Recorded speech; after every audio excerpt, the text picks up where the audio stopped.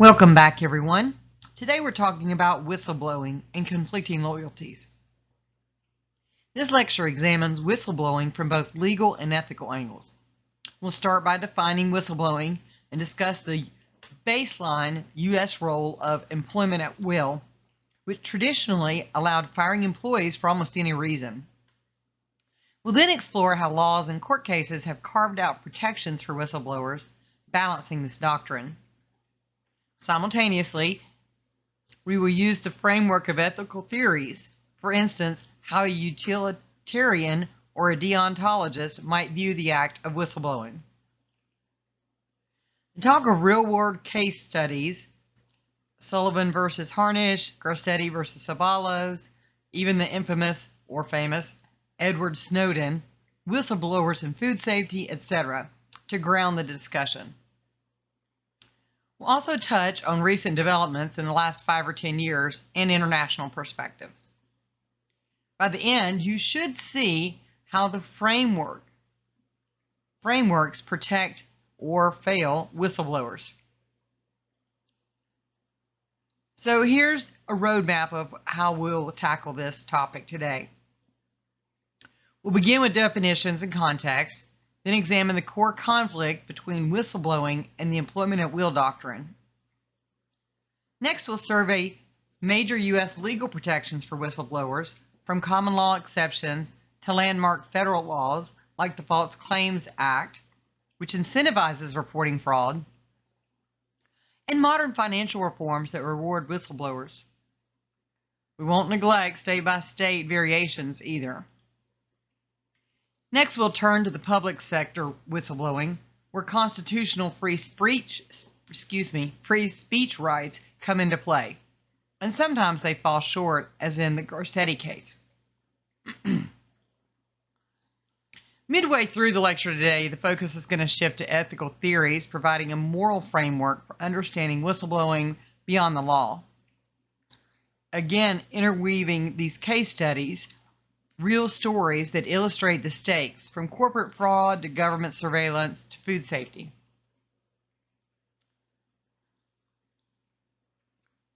We'll briefly look at the international scene, like Europe's new directive. And then at the end, we'll talk about big picture insights.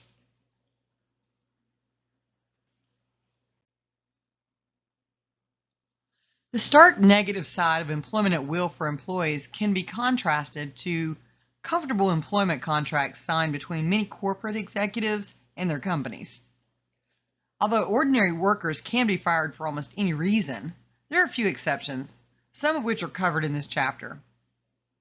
Executives can make major mistakes and even destroy shareholder value while maintaining not only their jobs, but also handsome salaries and bonuses. For example, in 2002, as he was about to be indicted for tax fraud over the purchase of several works of art, and after presiding over the precipitous slide in the value of Tyco stock, it lost 81% of its value in the 6 months preceding, CEO Dennis Kowalski quit. But if he hadn't, he might have kept his job, since his contract of employment, not unusual in that field, would allow Tyco to fire him only if he was convicted of a felony that involved enriching himself at the company's expense. If you want to follow this more closely, you can look at David Linhart, Watch It. If you cheat, they'll throw money at you. This was published in the New York Times, June 9th of 2002. This chapter is a good opportunity to explore bargaining power in contract negotiations. Consider why executives like Kowalski have contracts that provide them with strong protections, while entry-level employees are often employed at will. Let's start at the beginning. A very good place to start by defining whistleblowing. A widely cited definition, Neer and Miscelli, as referenced by the textbook, describes a whistleblower as an organization member, current or former, even applicants, who exposes wrongdoing to someone in a position to take corrective action. The key here is that the wrongdoing is under the employer's control. That distinguishes whistleblowers from, say, journalists or bystanders. We also distinguish internal versus external whistleblowing. Internal might mean reporting up the management chain or using an internal compliance hotline, whereas external could mean going to a government agency, watchdog group, or media outlet. Internal reporting may give the organization a chance to fix the problem quietly, but if it fails, or if the issue is urgent, meaning there might be imminent danger, external disclosure may follow. There are a lot of classic examples of this. Sharon Watkins at Enron's started internally. The purpose is corrective, to stop harm or illegality. However, whistleblowers often face a harsh reality, retaliation, and being labeled tattletales or traitors. Despite this, whistleblowing is proving crucial in uncovering major scandals and protecting the public. We'll see through cases why people still choose to blow the whistle despite the personal risk.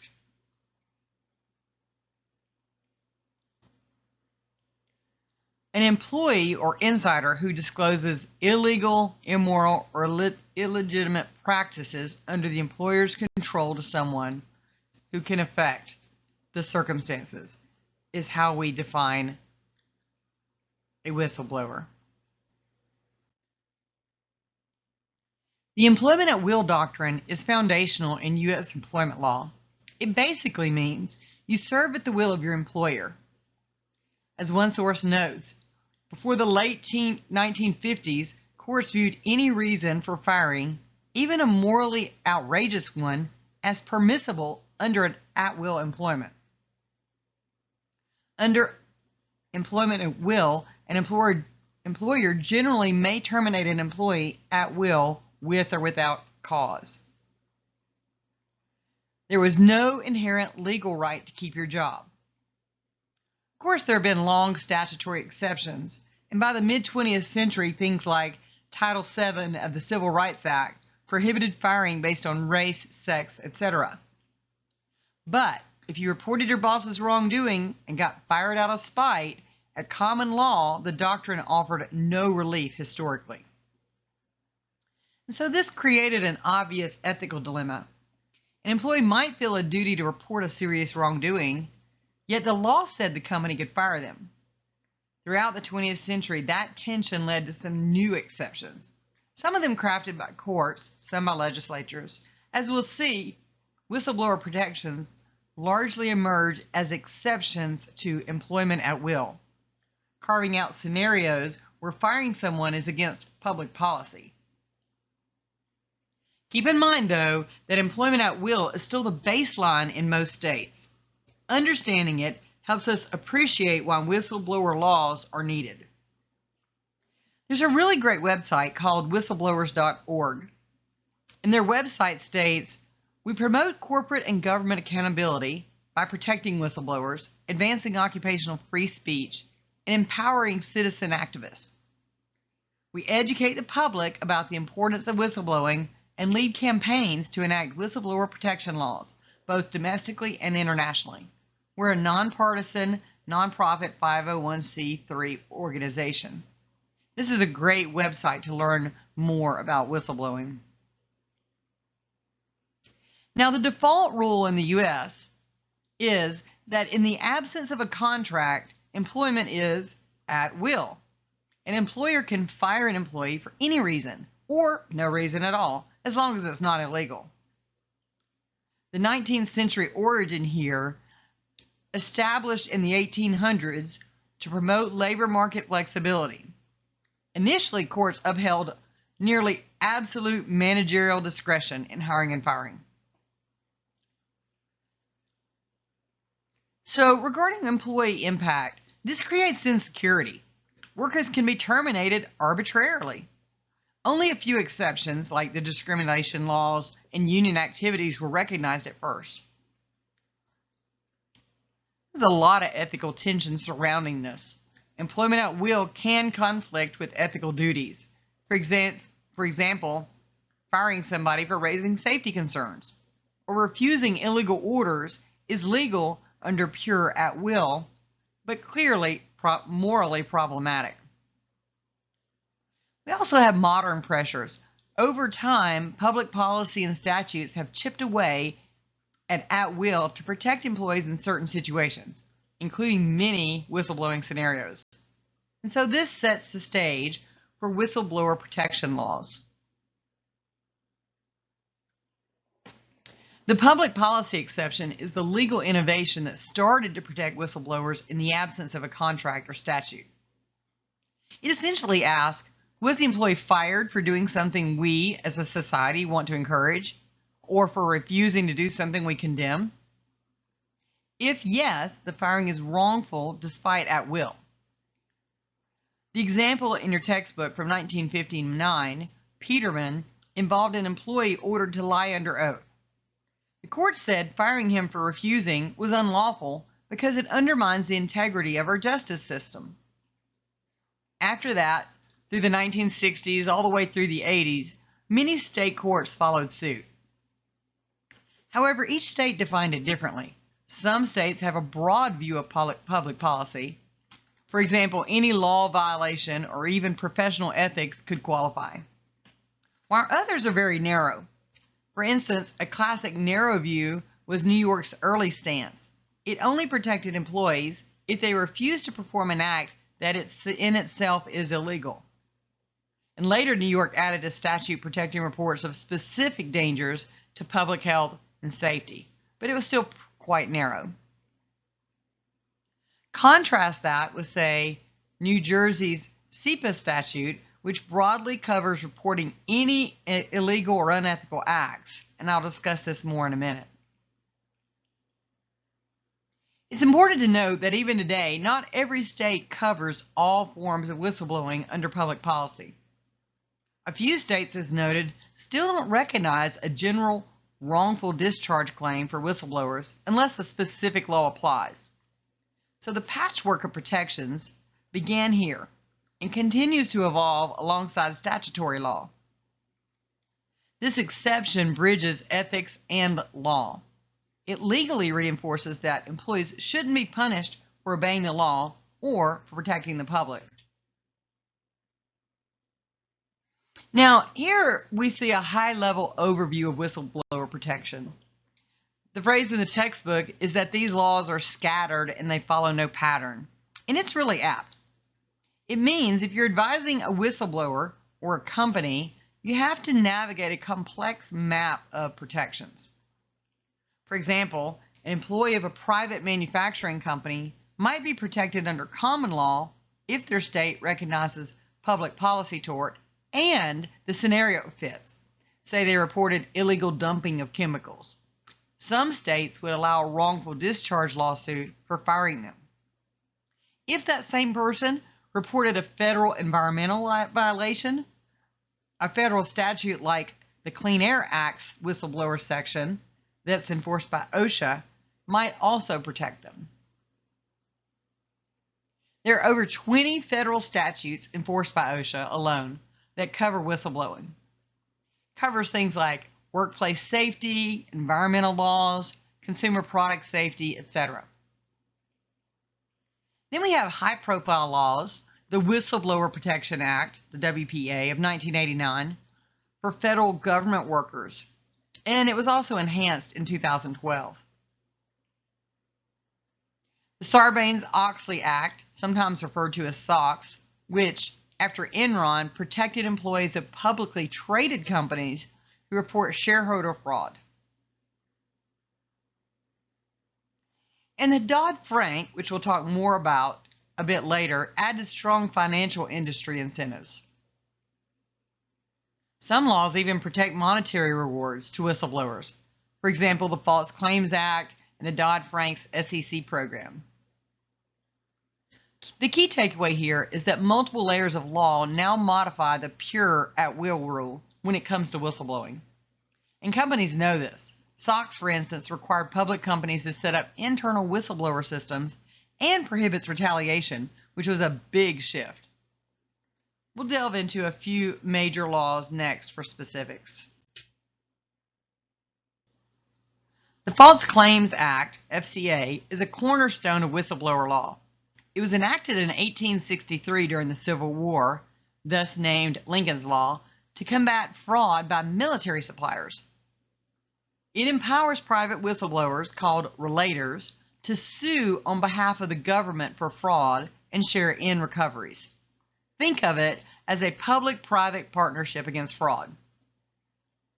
For example, if an employee, say a hospital billing coder or a defense contractor engineer, discovers their employer is defrauding the federal government, maybe overbilling Medicare, selling faulty equipment to the Army, etc., the FCA lets that person sue the wrongdoer in the name of the U.S. government.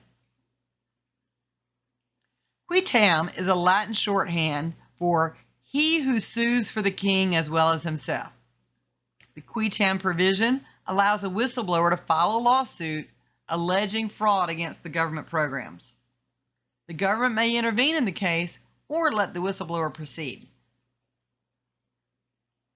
Now, I want to also touch on rewards here. Whistleblowers are entitled to 15 to 30% of the amount the government recovers. This incentive could be huge. For example, by 2020, whistleblowers had received $7.8 billion in awards out of the approximately $46.5 billion returned to the Treasury. Now, this law was dormant for a lot of years, but it was turbocharged in 1986 when Congress increased whistleblower incentives and protections. The stats were striking. Tens of billions were recovered in 2024 alone. The DOJ recovered $2.9 billion under the FCA, thanks to whistleblower cases. The FCA is extraordinarily effective in uncovering fraud, especially in healthcare and defense contracting. And since the 1986 amendments strengthened it, over 13,200 qui tam cases have been filed, yielding more than 75 to 78 billion back to the government. Whistleblowers under the FCA have uncovered major fraud schemes. Big pharma off-label marketing, for example, Pfizer's $2.3 billion settlement in 2009, involved FCA whistleblowers. Now, whistleblowers can get sizable bounties. One case netted relators over $100 million in a healthcare fraud settlement. The FCA also built in an anti-retaliation provision. If a company fires or harasses someone for investigating or reporting fraud on the government, the employee can get remedies. This combination of reward plus protection is a powerful model. The FCA's success inspired similar state false claims laws. Many states now have their own FCA for state funds, and even new programs like the SEC's, which we'll talk about in a minute. A quick ethical note here. The FCA aligns whistleblowers' financial incentives with the public interest, a utilitarian idea to encourage reporting by sharing the recovered loot. It's been effective, but it does raise debates. Are whistleblowers in it for the money? Does that matter if fraud is stopped? Overall, the FCA shows how law can incentivize blowing the whistle on wrongdoing that harms the public first.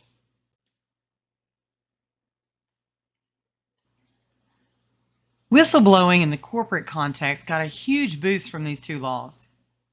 Sarbanes-Oxley, SOX, came on the heels of Enron, WorldCom, and other scandals where whistleblowers, like Sharon Watkins at Enron, tried to flag issues. SOX's Section 806 prohibits retaliation against employees who report fraud related to shareholder interests. It covers not only internal reports, but also reports to federal regulators or Congress. Enforcement initially goes through the Department of Labor, OSHA, which was criticized early on for not being very effective, but it put corporate America on notice. Dodd-Frank took it further, especially by introducing the SEC Whistleblower Reward Program. This is the program that, for instance, awarded $279 million to a single whistleblower in 2003, the largest so far. SEC's programs numbers show its scale. Literally billions in sanctions and hundreds of millions paid out each year now. This creates a strong incentive for insiders to report serious financial misconduct. And importantly, Dodd-Frank allows anonymous reporting to the SEC if done through an attorney, and provides direct access to federal court for retaliation claims. SOX is required going through administrative steps. There is one caveat. Dodd-Frank's anti-retaliation provision was interpreted by the Supreme Court in the Digital Reality Trust versus Somers to apply only if you actually reported to the SEC. An internal whistleblower who never alerts the SEC would have to rely on SOX or state law for protection. Despite that, Dodd-Frank really made whistleblowers key players in financial enforcement.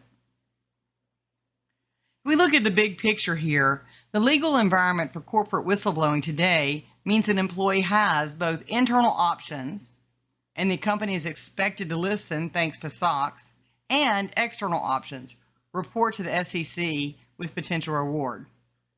This dual approach ideally catches problems early and prevents another Enron. We should also note there's an IRS whistleblower program for tax fraud with its own large rewards, and it has a similar concept. All of these reflect a policy choice. Incentivize integrity in markets by empowering insiders to speak up. These laws, SOX and Dodd-Frank, significantly increased corporate accountability. Companies face greater pressure to respond to internal reports, knowing employees can go to regulators and even get rewarded. Major cases, for example, the Exposure of Investment Frauds, Foreign Corrupt Practices Act violations, have relied on these whistleblowers. Now, we've talked about private sector laws, and now we're going to focus on public sector whistleblowing. The WPA 1989 was a landmark for federal employees. Before it, protections were scattered everywhere. The WPA basically said to federal workers, if you see something gravely wrong, waste, fraud, abuse, illegality, you can report it to your Inspector General, the Office of Special Counsel, or other proper channels, and you shouldn't be punished. If they are punished, they can seek corrective action. However, enforcement can be slow and often political. There were enhancements in 2012. These were critical because agencies and courts found ways to dodge the WPA Act protections. For example, if an employee's job was to audit finances and they reported fraud, some courts said that's not whistleblowing because that's their duty. Congress rejected that. Now it's protected even if it's part of your job. The WPA doesn't allow going straight to the media. Generally, it protects internal or authorized disclosures or to Congress. And so that's where the intelligence community is different. Their laws channel disclosures to inspectors general or congressional intelligence committees. They lack safe harbor for public revelations of classified wrongdoing. Hence Snowden's predicament. More on that later. At the state level, many have analogs for their state workers. For example, Minnesota's law might protect a city employee who reports a mayor's illegal action. Florida has a public whistleblower act for state and local employees, etc. But some states give limited or no coverage for certain employees. So when advising a public employee, consider blowing the whistle, who's considering blowing the whistle, we have to check both WPA, if it's federal, and any relevant state whistleblower statutes or even local ordinances. One key difference here is that public employees also have the First Amendment, which sometimes overlaps, but sometimes doesn't protect them due to the Garcetti rule. Talk about that in a minute. We'll clarify that interplay on the next slide. Overall, these laws reflect the idea that government should welcome employees who point out wrongdoing, at least on paper, though in practice, whistleblowers like military or VA hospital insiders often still face retaliation and have to fight long battles for vindication. The bottom line is that public employees often have constitutional speech rights and statutory whistleblower rights, but navigating which applies can be complex.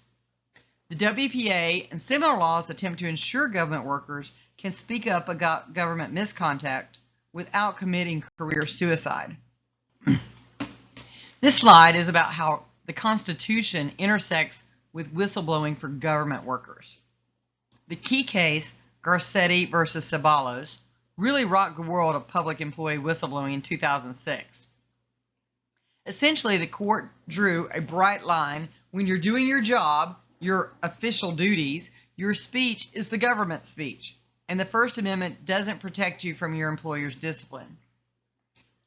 That means that many classic whistleblowers, for example, an IRS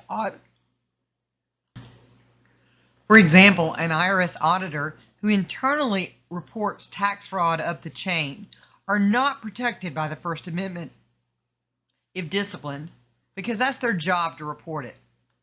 They have to rely on laws like the WPA or IRS whistleblower statute, not the Constitution.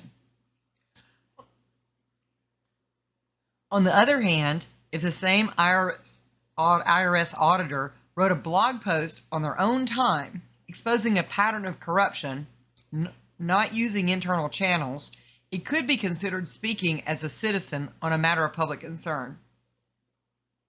And then the Pickering's balancing test kicks in.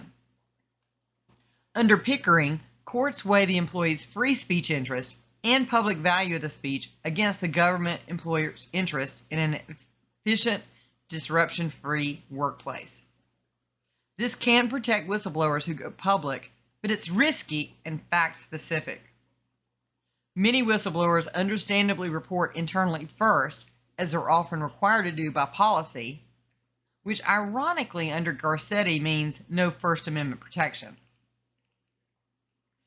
Courts have acknowledged this is a gap, but left it to statutes to fill it. The WPA was Congress's first attempt to fill it for federal employees. For state and local employees, if no statute applies, Garcetti can leave them vulnerable. It's worth noting Garcetti has been criticized for chilling internal reporting.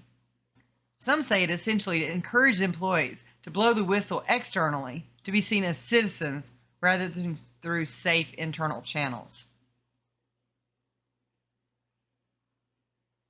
In summary, when discussing a government whistleblower case, always analyze, was this person speaking as a citizen, maybe protected by the First Amendment, or in their official role, not protected by the First Amendment?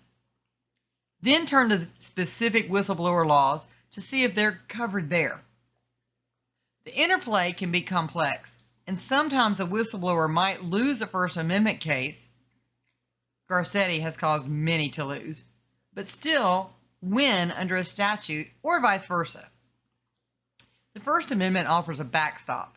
If, say, a police officer goes public about widespread corruption outside his duty, he might have a First Amendment retaliation claim.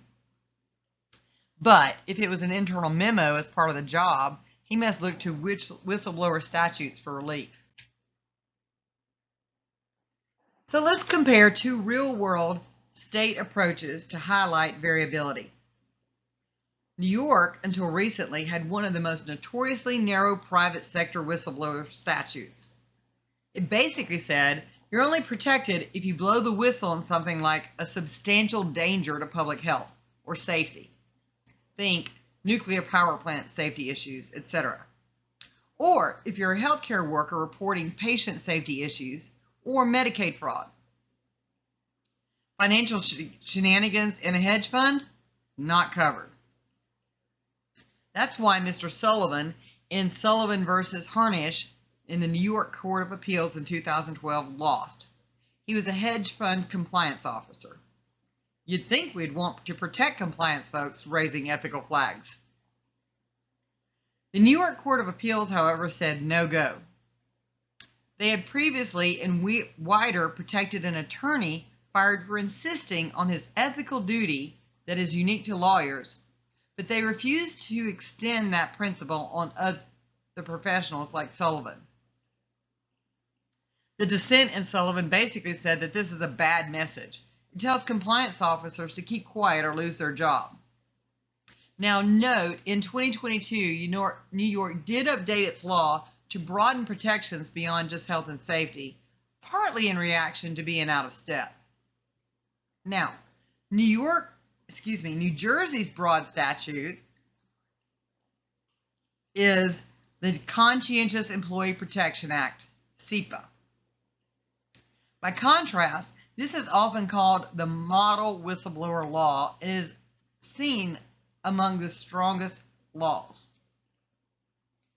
If an employee in New Jersey is fired for, say, reporting that their company's billing practices are fraudulent, SEPA likely covers it because that's a reasonable belief of illegal activity or fraudulent contact. SEPA also has clear remedies and even allows punitive damages. Because of SEPA that was enacted in 1986 and New Jersey's earlier common law stance, New Jersey courts and culture are more pro-whistleblower. In teaching, I often juxtapose these two. If Sullivan had worked in New Jersey, he probably wins. In New York, pre-2022, he loses. Why does this matter? If you're counseling a would-be whistleblower, you must check their state law. Also, from an ethics viewpoint, two neighboring states had very different value judgments about protecting truth tellers versus preserving employer freedom. Over time, the trend is that more states move towards broader protections. New York finally did, even though, albeit it was later. But as of now, states like Arizona, Ohio, etc., all have their own quirks. Some only protect internal reports if the employee first gave the employer a chance. For example, Florida requires writing to a supervisor and waiting 30 days. Others protect only reporting to government and not internal. So it's sort of like a minefield.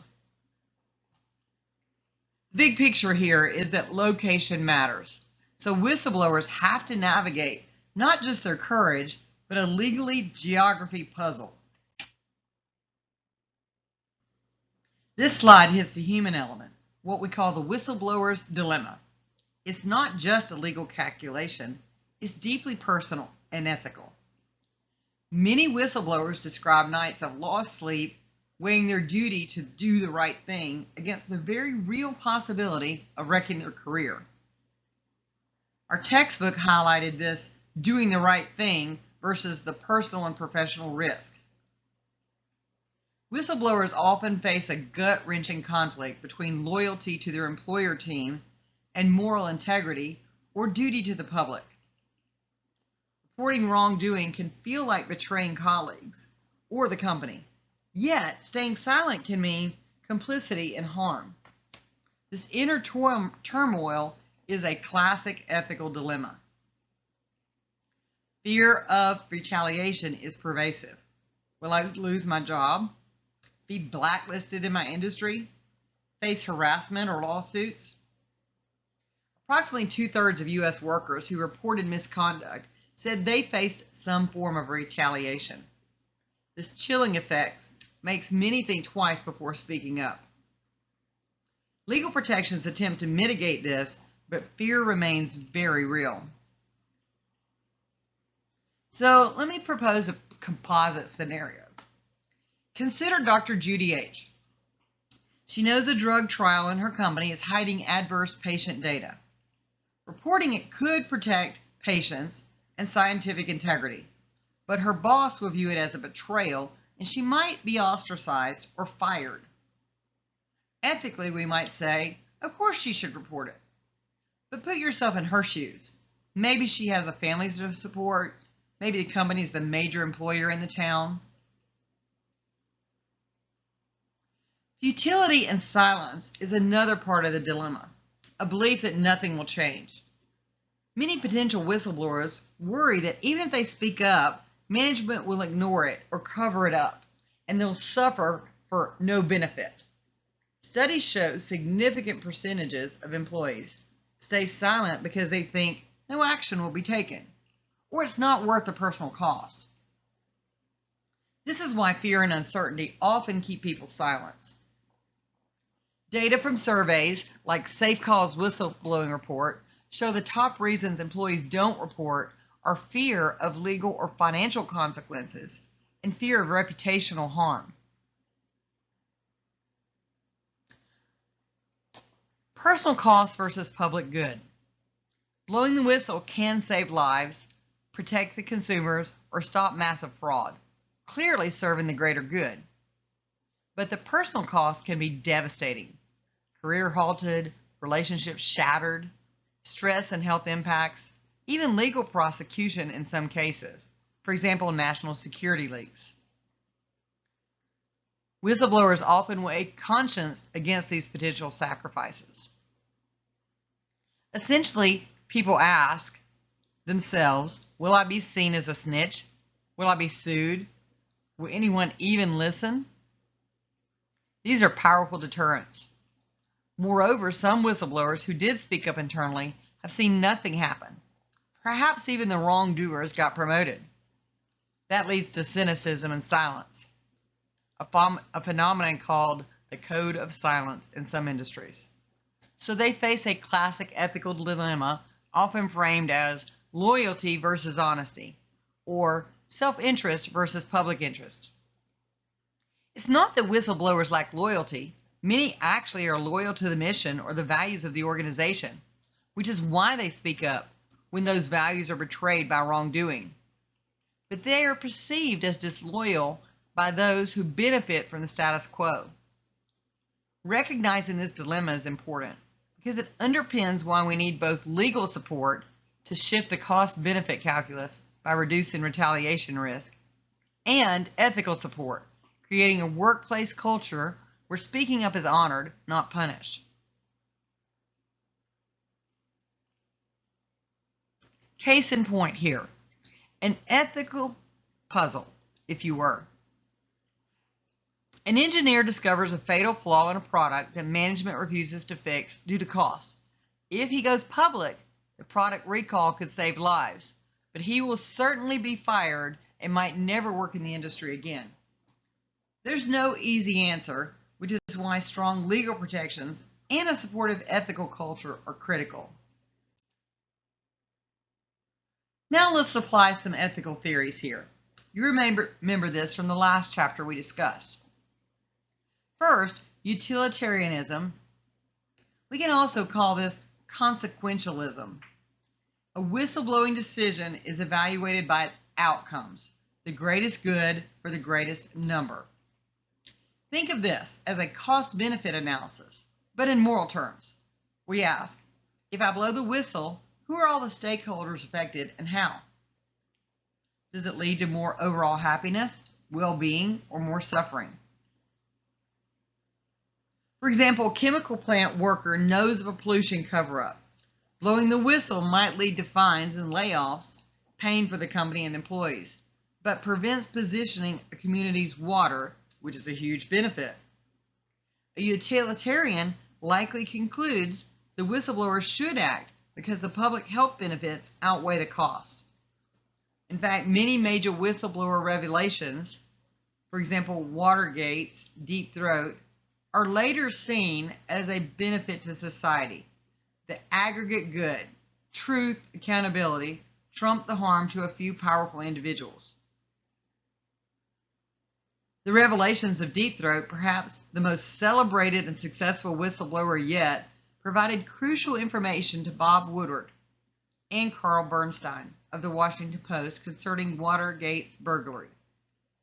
The information provided by Deep Throat enabled the Congressional Investigating Committee to learn of the plot to break into the Democratic headquarters by the committee to re-elect the president, and the White House's approval of the subsequent cover-up. As a result, President Nixon was forced to resign. That said, utilitarianism might cause caution against whistleblowing if the issue is trivial or if disclosure causes disproportionate harm. For example, revealing a minor regulatory violation could collapse a company unnecessarily, harming the innocent employees. So it's very situational. Next, deontology, or Kantian ethics, focuses on duties, principles, and rights rather than outcomes. There's often a moral duty to tell the truth and not to be complicit in wrongdoing. Here, motives and principles rule. A deontologist would say to an employee has an ethical obligation to report misconduct because it's inherently the right thing to do, regardless of the consequences. Kant's categorical imperative might suggest one should act as if their behavior sets a universal law. If everyone remains silent about corruption, the result is morally unattainable. A deontologist doesn't tally up consequences. They ask, can I will that every employee in my situation remain silent?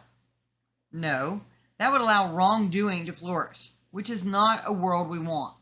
Therefore, one must speak up. Deontology was at play in cases like the engineer who refused to approve the Challenger launch due to safety. Roger Boyce-Joly, he felt the duty to try to stop it even when overridden. The Space Shuttle Challenger disaster was caused by faulty booster rocket seals. Engineers at Morton Thiokol, the company responsible for rockets, had warned for years, and again the night before the launch, that the seals could fail in cold weather. Despite their warnings, Thiokol executives and NASA officials overruled them, approving the launch without the support from any engineers or technicians. After the explosion, whistleblowers Alan MacDonald, Arnold Thompson, and Roger Boyce-Joly testified before a presidential commission, but were subsequently marginalized within the company, losing authority, staff, and access to critical data. Branded as the Five Lepers, the whistleblowers faced workplace ostracism. Eventually, through the commission chair, William Rogers' intervention, MacDonald and Boyce-Joly were appointed to lead the booster redesign, though Boyce-Joly later went on to long-term disability due to stress-related illness. Also, codes of ethics, legal, medical, engineering, give professionals certain duties. Violating those to stay loyal to a boss would be unethical in deontological terms. So deontology provides a moral backbone for whistleblowers. Even if no one ever finds out, or even if it doesn't lead to good outcomes, telling the truth and preventing wrongdoing is a moral duty. One challenge: deontology can sometimes conflict with legal duties of confidentiality. What if you signed an NDA? Kant might say breaking a promise is wrong too. So whistleblowers can have competing duties, and this is where nuanced judgment is needed. But generally, deontology strongly supports whistleblowing when it's to prevent fundamental wrongdoings. I like how our textbook applied these. They said utilitarianism likely opposes ag-gag laws because those laws harm to consumer safety, workers, animal, free speech, and that outweighs benefits to farm owners. And they said deontology finds ag-gag laws wrong since they undermine duties to truth and safety. Unlike utilitarians, deontologists are less swayed by calculations of personal risk. It's about doing one's duty. For instance, principles such as promoting health and safety, as well as the duty to tell the truth, are at stake when evaluating laws like ag-gag. Thus, a deontological view would oppose gag laws and support whistleblowers on principle. These theories, though abstract, map out real whistleblower motivations. Many whistleblowers say, "I couldn't sleep at night if I didn't do something," implying duty, or I knew people could die if I stayed silent, implying outcome. Both are valid ethical justifications. Virtue ethics ask, what kind of person do I want to be? And what action cultivates virtue? If honesty, courage, and justice virtues, whistleblowing is often aligned with those. Many whistleblowers don't do a calculus. They simply feel, I wouldn't be able to live with myself if they didn't act. That's a virtue ethics sentiment. We call that integrity. For example, consider someone like Frank Serpico, a New York City Police Department police officer who exposed corruption. He likely acted because being an honest cop was integral to his character. Tolerating corruption would make him not virtuous in his own eyes. Virtue ethics also highlights role models. When employees see someone like Serpico or even Aaron Brockovich, they exemplify virtues to emulate. On the other hand, virtue ethics can explain negative pressure.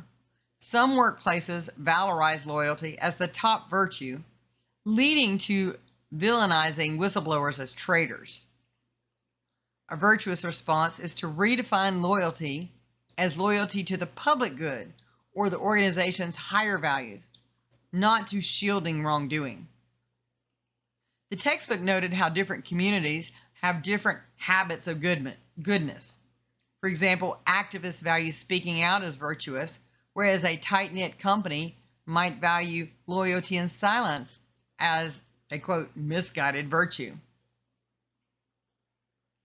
Moving to ethics of care, this is more nuanced.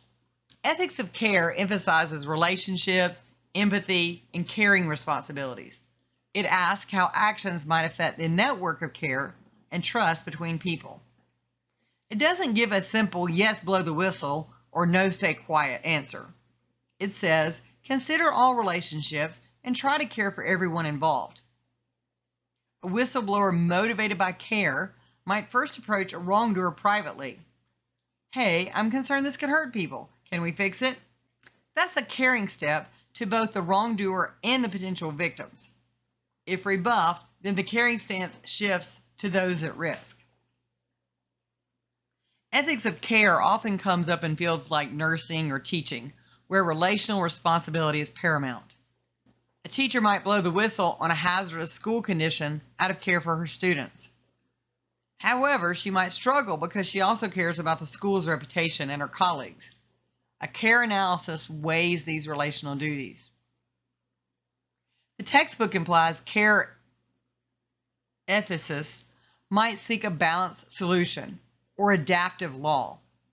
For example, could an agricultural whistleblower law protect animals and workers while giving farmers voice? It's interesting because care ethics might justify internal whistleblowing to resolve issues within a family, so to speak, as a first step, and turn to external only if caring internally fails. In summary, virtue ethics celebrates the character of whistleblowers. They often see themselves as just doing what a decent person should do. And ethics of care emphasizes the human element in relationships, highlighting that the decision isn't made in a vacuum, but within a web of care obligations.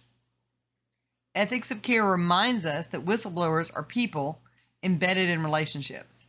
It's not just abstract duty or outcomes. They often speak out because they care deeply about others, customers, patients, etc., and even about the organization's true purpose. Both frameworks complement the duty-outcome perspectives by adding richness to why whistleblowers act, virtues like courage, compassion, and how they might approach it in a caring, responsible manner. Each ethical lens provides different justification for protecting whistleblowers and can inform organizations how they should treat such acts.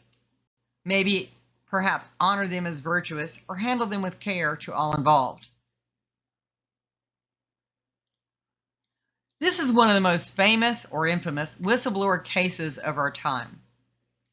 Edward Snowden, a 29-year-old NSA contractor analyst. In 2013, He leaked classified information exposing the U.S. government's mass surveillance programs. For example, collections of Americans' phone records.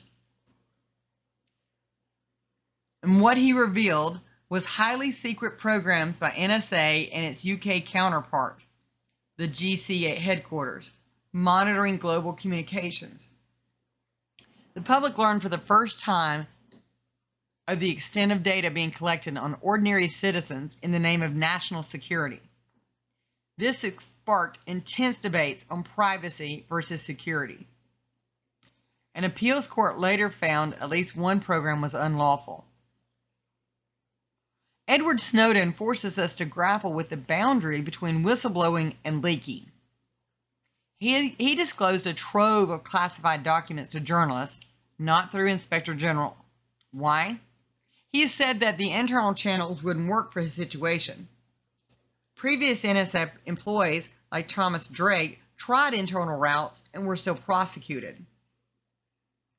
Snowden felt the public had a right to know the scope of surveillance done in their name, which he believed far exceeded what the public or even many lawmakers knew. And indeed, many in Congress were shocked by the revelations. Snowden's case raises unique issues. He felt reporting internally would be futile or suppressed. Previous NSA insiders had tried and faced retaliation. However, by going public, he broke laws on secrecy. Ethically, he invoked principles of the Constitution and citizens' privacy rights. Legally, there was, and still is, no robust protection for intelligence whistleblowers to go to Congress or media. Hence, he's in legal jeopardy. The ethical debate here is, did he do the greater good by initiating reforms and transparency, or did he jeopardize operations that could catch terrorists?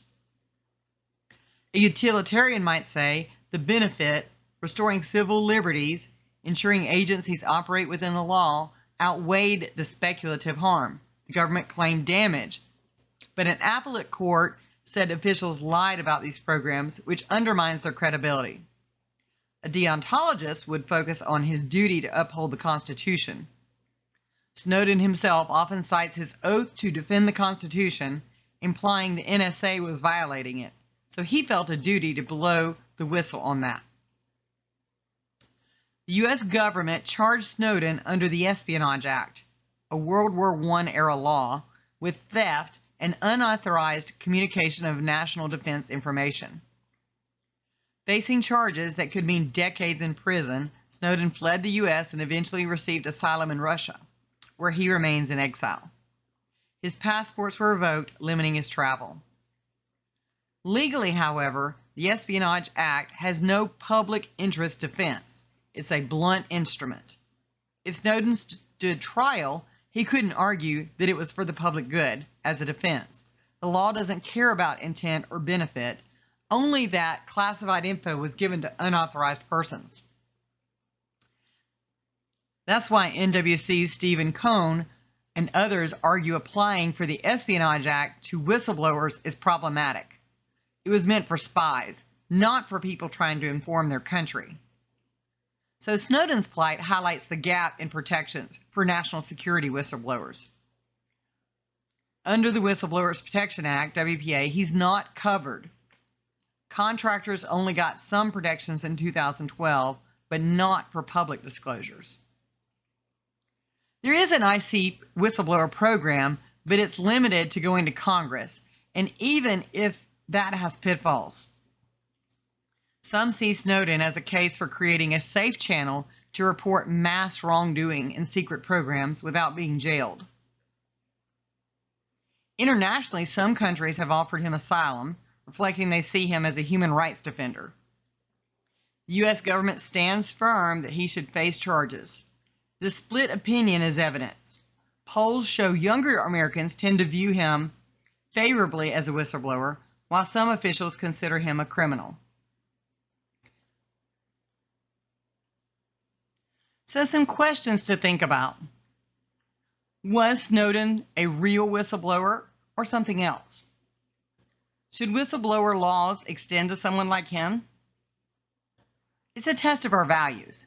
Do we value government transparency and individual rights enough to pardon or mitigate punishment for someone who clearly violated law to reveal government overreach? Whatever one decides, Snowden's case underscores that whistleblowing in the national security realm is high risk and largely unprotected, posing a stark contrast to, say, corporate or fraud whistleblowing, where laws encourage it. This is an area of ongoing reform debate. Here are two cases that illustrate the realm of food safety and public health. First, the Purdue Farms case. Purdue Chicken Farm, Animal Welfare and Food Safety. In 2014, an undercover video by a contract farmer, aided by nonprofit Compassion in World Farming, revealed shocking conditions at a Purdue Farms chicken barn. Birds with open sores, crammed in filthy conditions, and this whistleblowing footage went public, sparking consumer outrage. Initially, Purdue's CEO was defensive, saying their practices met USDA standards, but by 2016, under public pressure, Purdue announced a sweeping animal welfare reform. All 676 million chickens would be raised with more space, natural light, and better living conditions, aligning with higher European standards. They even insisted contract farmers adopt these improvements. Public whistleblowing was a significant factor in shifting Purdue's policies. It's a rare case where exposing cruelty led to concrete corporate change, benefiting animal welfare and food quality. Note here, this occurred against the backdrop of so-called ag-gag laws, like one in Idaho, that aimed to criminalize undercover farm filming. A federal judge struck down Idaho's law in 2015 as violating free speech, reasoning that exposing matters of public concern, food safety, and animal ethics is protected political speech. Thus, in states where ag-gag laws have been invalidated, such whistleblowers have more protection. It's interesting because it blends animal welfare and food safety. The whistleblower was essentially an insider, the farmer who was raising chickens for Purdue, who couldn't stomach the cruelty and the potential health implications. Sick, sore-laden chickens can also mean sanitation issues. He filmed it and gave it to an animal welfare group, which released it. Ethics-wise, you might say he violated loyalty to Purdue, but it exemplified higher loyalty to humane practices and consumers. Not every whistleblower story ends in such clear improvements. This one did, and Purdue even outpaced competitors in reforms. Arguably a success story of whistleblowing, creating shared value. It's also worth mentioning the legal landscape with ag-gag laws could have made this farmer a criminal. But courts striking those laws down recognized the high public interest. This shows laws evolving to favor transparency in an industry traditionally that was very closed. The PCA peanut butter case is, by contrast, a tragic story of ignored warnings. In the case in the 2008-2009 salmonella scandal, a PCA plant in Georgia was producing peanut butter and paste contaminated with salmonella. An employee whistleblower at PCA had raised concerns internally about unsanitary conditions, and there was positive salmonella test that management ignored. He eventually alerted state regulators, but the response was slow. The contaminated peanut butter products caused a nationwide outbreak. 714 people sick, 9 deaths. It led to one of the largest food recalls in U.S. history. The whistleblower's information, though initially brushed aside, became key evidence. The fallout saw the company's CEO, Stuart Parnell, criminally convicted for knowingly shipping tainted food. He received a 28-year prison sentence. The case highlighted serious flaws in food safety oversight and spurred calls for stronger whistleblower protection in the food industry. The lesson here is that the delay in acting on the whistleblower's warning allowed a preventable strategy. Now, the FDA's Food Safety Modernization Act in 2011 includes a whistleblower provision to protect food industry workers who report safety issues. But back in 2008, such protections were minimal. And this case was part of the impetus to improve them. For some context, let's talk about the culture of food industry. Historically, food processing workers who exposed health violations risked retaliation and often had little legal recourse. The two cases that I've talked about here, along with others, for example, a whistleblower at a meat packing plant reporting fecal contamination on meat, have been crucial in driving tighter food safety regulations. They also illustrate the ethical stakes: consumer lives versus profit and reputation. What these cases teach us is that whistleblowers are essential for consumer health. Regulatory inspections can't catch everything. Often it's employees who see the real issues, like unsanitary equipment or cruelty that leads to disease. Without them speaking up, we might eat dangerous food. The peanut case also underscores timeliness, how swift action on a whistleblower tip can save lives, whereas delays can be deadly. For Purdue, the effect was more on animal welfare and aligning with consumer expectations.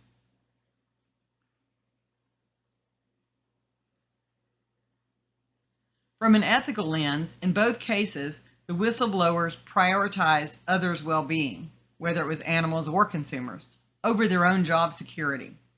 Classic altruistic behavior. Food industry whistleblowing often occurs in small communities, for example, rural plant workers, so it can be very socially difficult. Everyone might know you, ratted out the local employer. It's an ethic of care for the unseen consumer versus loyalty to the local community employer.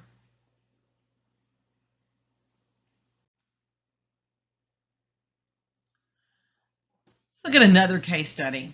The Firestone case is a classic study in ignored whistleblowing leading to tragedy. In the late 1970s, Firestone Tire and Rubber Company developed a new radial tire, the Firestone 500, that turned out to have a design flaw. Thomas Robertson, Firestone's director of development, who was an engineer, internally warned top executives that we're making an inferior quality radial tire which will subject us to belt edge separation at high mileage. In other words, the tire treads could peel off, especially at highway speeds, a grave safety hazard. Robertson and several engineers repeatedly raised red flags about this defect. For context, in the 1970s, there were no strong auto safety whistleblower laws or Sarbanes-Oxley Acts, etc. Robertson likely voiced his concerns internally up the chain. He may not have felt he could go public. He probably would be fired and perhaps sued for revealing trade secrets. Now, despite these whistleblower warnings, Firestone's management ignored or downplayed the issue and proceeded to market the tires. It also appears that the company weighed the cost of recalls or fixes as too high, opting not to act promptly. Robertson's memo shows the engineers knew the potential for catastrophic failure, the tread separation, could cause blowouts and vehicle rollovers. Consequences? Exactly what Robertson feared came true. By the late 70s, reported tire failures mounted. There were at least 41 deaths and hundreds of injuries linked to the Firestone 500 tire tread separations. Under pressure, Firestone eventually initiated a recall of about 3 million tires, one of the largest tire recalls to that date. The company also faced over 250 lawsuits for deaths and injuries. Firestone's reputation took a huge hit and incurred major financial costs. Today, engineers and auto companies have a bit more protection. After the GM ignition switch scandal and others, A federal law in 2015 provides rewards to auto whistleblowers who report safety defects to the government. But cultural change is just as important. Companies should create an environment where engineers feel not just protected, but obligated to speak up and heard when they do. It is chilling to read Robertson's internal memo from 1977. He basically predicts exactly what happened. Firestone's management's failure to act is an example of how short-term thinking, avoiding recall costs or PR damage, can backfire spectacularly. By the time Firestone did act, dozens of people had already died, not to mention injuries and loss of trust. Whistleblowers often face the frustration of, I told them, but they wouldn't listen. And this was such a case. This case is also a cautionary tale. Firestone and Ford repeated history with the Ford Firestone SUV rollover scandal in 1999-2000, where the Firestone ATX tires on Ford Explorers had similar tread separation, issues leading to many fatalities. There, eventually, whistleblowers did leak information to the government and media, which forced a recall of millions of more tires. It's like the lesson had to be learned twice. Ford Firestone executives in 2000 were even grilled in Congress for ignoring data. Can you imagine? Robertson must have felt deja vu reading that news decades later. Whistleblowing isn't anti-business. Robertson was trying to save Firestone from itself. If they had listened, maybe a smaller recall early, redesigned, no one dies, and Firestone might have had a safer image. Instead, they got congressional investigations and huge liabilities. So from a utilitarian business perspective, listening to whistleblowers can actually maximize good and minimize harm long term.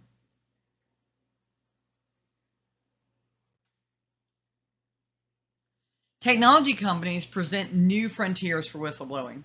Many tech workers are idealistic and vocal, and some see speaking up as part of their ethical duty as engineers or designers, aligned with the idea of don't be evil.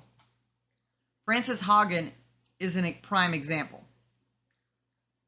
Facebook Meta versus Frances Haugen 2021. A former Facebook data scientist who leaked tens of thousands of internal documents, aka the Facebook files, to the SEC and the Wall Street Journal, then revealed her identity and testified to Congress. She exposed Facebook's own research and showed it knew about various harms caused by its platforms, such as Instagram's negative impact on teen mental health, the spread of misinformation, and polarization, and that its algorithm changes in 2018 made the platform seem angrier. She alleged the company put profits over safety, hiding its knowledge of these problems. She leveraged the system by involving the SEC, which is astute because it provides her some cover and frames the issue in a way regulators can act on. In Haugen's case, while substantive U.S. regulations are still pending, her leaks prompted Facebook to pause development of an Instagram Kids product, implement some new safety features, and enhance global scrutiny. The European Union cited her info in pushing their Digital Services Act. She has said, I never wanted to be a whistleblower, but lives were in danger. Utilitarian reasoning, preventing harm to many users, and duty to the public motivated her. She also exemplifies virtue ethics, courage, and integrity to speak out from inside big tech. Haugen showed that even at companies with tight secrecy, an insider can make a huge difference. Also important, she followed a very structured approach. She gathered evidence, filed official complaints, and worked with journalists responsibly, and this has made her harder to attack. Another tech industry whistleblower, Theranos, 2015 to 2018, was a Silicon Valley startup that claimed to revolutionize blood testing. Whistleblowers, Erica Chung and Tyler Schultz, who were young lab staff, discovered the company's technology didn't actually work and that the tests were often wrong, putting patients at risk. They first voiced concerns internally and were ignored or threatened. Ultimately, they became key sources for a Wall Street Journal expose that led to Theranos unraveling. They faced intense personal fallout. Schultz was pressured by Theranos, his grandfather was on the board, and spent $400,000 on legal fees. Chung was tailed by private investigators. Ultimately, the outcome was that Theranos collapsed. Its CEO, Elizabeth Holmes, was indicted and later convicted of fraud. Regulators implemented stricter oversight of lab startups. The whistleblowers were vindicated and celebrated. Tyler Schultz said he popped the champagne upon Holmes' guilty verdict. This case underscores the value of whistleblowers in exposing high-flying corporate fraud before it harms people, or more people. Legally, they had protection at the time, even though there was no specific lab industry law. They relied on journalistic confidentiality and personal resolve. Their actions spurred discussions about strengthening protections for employees and startups, and biotechnology, areas not always covered by the traditional whistleblower statutes.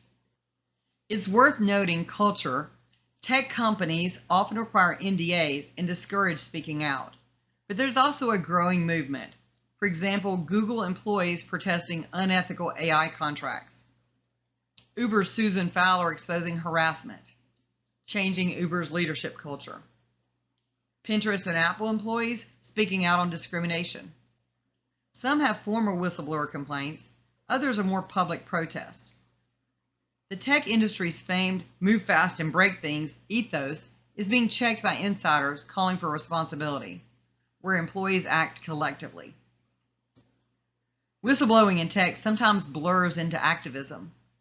Fowler's blog at Uber wasn't a legal whistleblower complaint per se, but it functioned like one, resulting in Uber firing 20 executives and the CEO resigning. It shows the power of going public in the age of social media and blogs. However, doing so can be legally perilous without whistleblower status. Fowler did it at personal risk. She later said she was essentially blacklisted in the industry for a time. So tech needs stronger internal channels and protections to address issues without employees resorting to public exposure as the only form of recourse. From an ethical perspective, these tech whistleblowers are often motivated by a mix of utilitarian, this will cause harm for a lot of users, and deontological, the company is lying or violating trust, that's wrong, and virtue ethics, courage to stand for what's right in a sector with huge power. They also often have privileged positions. Hogan was a high-level data scientist.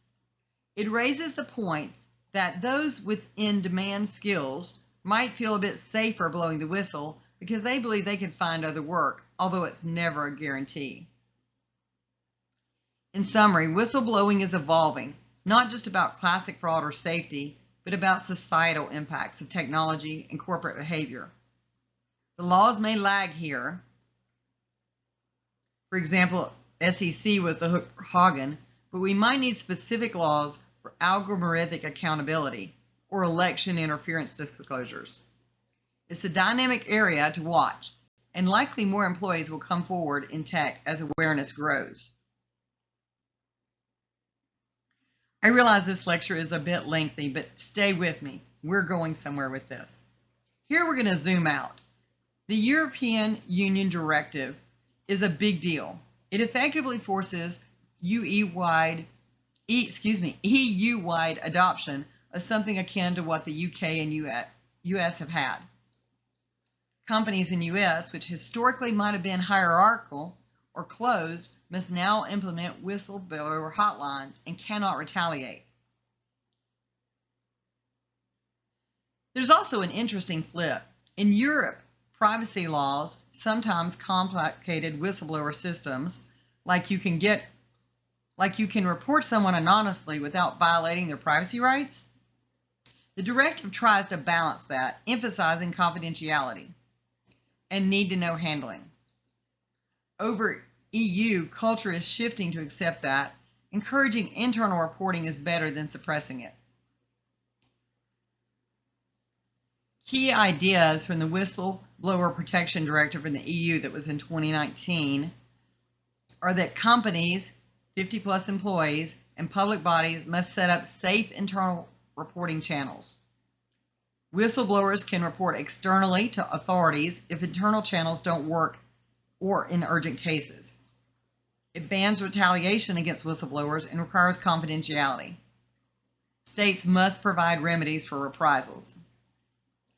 It covers breaches of European law in areas like financial services, product safety, environmental protection, public health, etc. This is a major step towards consistent whistleblowing culture in Europe, a region where historically whistleblowing was sometimes frowned upon as snitching. Now, the United Kingdom Public Interest Disclosure Act in 1998 was one of the earliest comprehensive whistleblower laws. It protects workers from retaliation if they, quote, make a protected disclosure of information about certain types of wrongdoing. For example, criminal offenses, legal obligations breached, miscarriages of justice, health safety dangers, environmental damage, or concealment of any of these. And it is in the public interest. PETA covers most employees and even some contractors and allows going to regulators. Remedies include uncapped compensation. The UK is now updating laws further. A new billing is being considered in the 2025 to create an office of the whistleblower. Another international perspective is the Danske Bank scandal. Howard Wilkinson uncovered $230 billion in money laundering scheme, leading to investigations across Europe and the US. This became Europe's biggest money laundering scandal. Wilkinson's reports, eventually leaked, led to investigations across Europe and the US. Danske Bank's CEO resigned. By 2022, Danske pled guilty to fraud in the US and was fined $2 billion. Wilkinson faced some retaliation. His identity was leaked against promised confidentiality. But he testified in the European Parliament, and his case fueled the push for stronger EU whistleblower protections. And indeed, in 2019, the directive came partly in reaction to such financial scandals.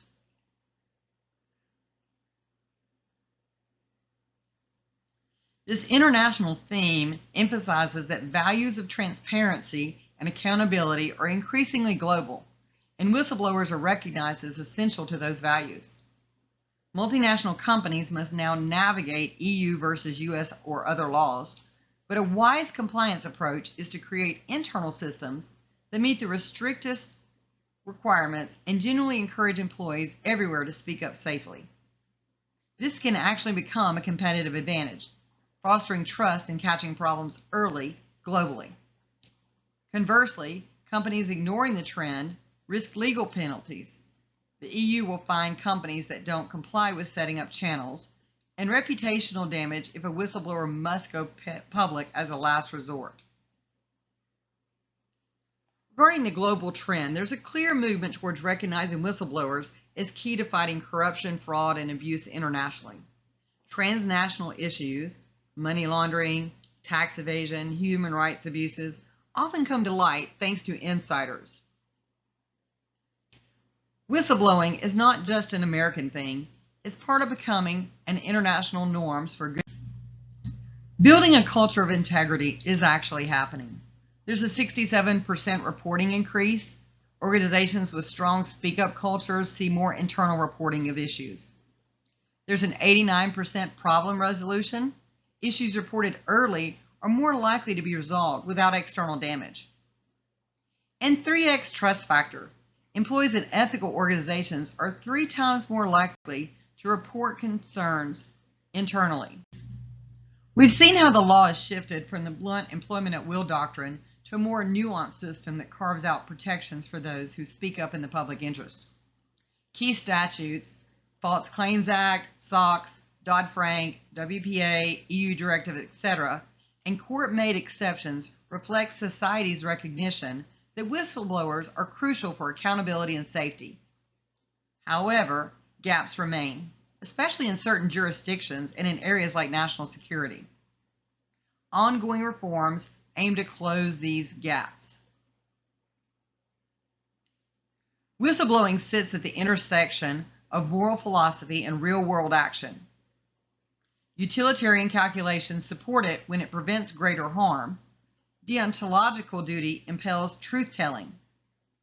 Virtue ethics celebrates the courage and integrity it embodies. And ethics of care highlights the empathy and responsibility towards others that drive it. Understanding these frameworks can guide organizations in creating ethical climates where doing the right thing is valued and rewarded, not punished. Ultimately, laws alone are not enough. Companies and government agencies need a culture of integrity, where employees at all levels feel safe to raise concerns and confident that they will be addressed fairly. This includes strong internal reporting systems, leadership that welcomes bad news, and no tolerance for retaliation, with swift consequences if it occurs. A positive speak-up culture can catch issues early, improve trust, and even enhance performance. Employees who feel heard are more engaged.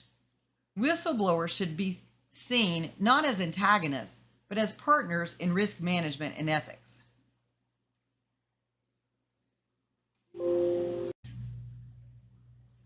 Some key points to remember and some key takeaways from this lecture.